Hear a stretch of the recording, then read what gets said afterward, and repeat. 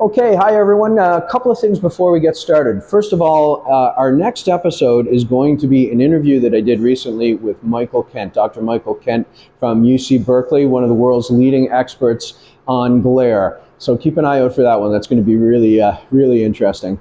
Lots of good information from architects there. We're also going to run a webinar.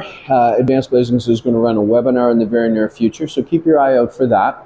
And one last thing, if anybody has a particular topic that they'd like to see us discuss, or anybody that you'd like to see us interview, please make a note in the comments below. Thanks a lot.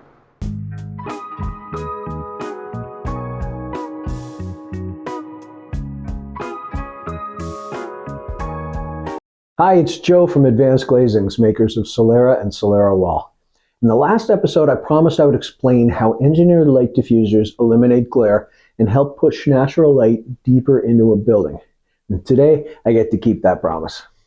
So how does the engineered light diffuser stop glare?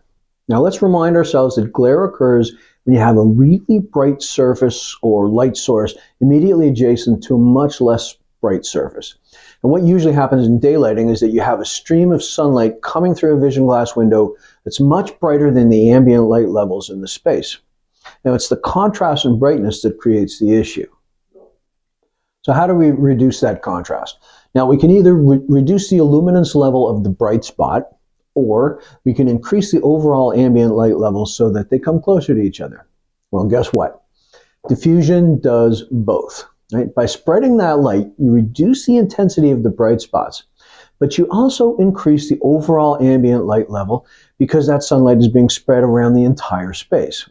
Now the contrast ratio goes down as the bright spot gets less bright and the ambient light levels become more bright. Now, what about light penetrating deeper into space?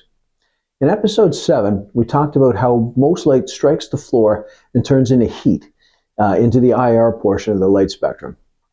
A light diffuser takes a large portion of that light and picks it up off the floor. It redirects a significant portion of the incoming light towards the walls and the ceilings, right? And then both of these surfaces typically have much higher reflectivity than the floor. So more of the light remains in the visible light spectrum and keeps traveling deeper into the building, right? This is how you drive light deeper into the functional spaces that are often found buried in the interior of the building. As always, I hope I'm helping you to discover simple methods to connect building occupants to the outside world through views and through natural light. Now, in a future episode, we'll talk about how to choose a good light diffuser.